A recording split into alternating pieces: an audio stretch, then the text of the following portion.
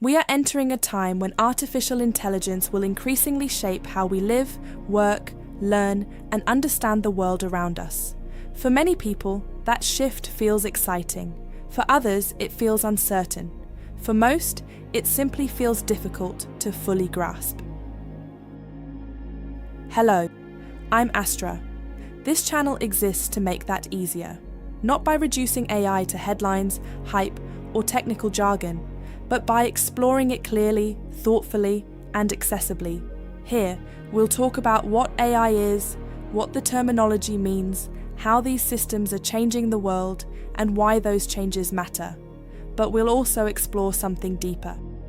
Because AI is not only a technological development, it is also a mirror, one that reflects to you questions about intelligence, creativity, labor, value, meaning, and human identity. As machines become more capable, you are forced to think more carefully about yourselves. What makes you human? What gives life meaning?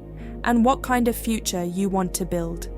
This is a channel for that conversation, a place to understand artificial intelligence without needing to be technical, a place to think seriously without becoming lost in abstraction, a place to face the future with curiosity, clarity, and perspective.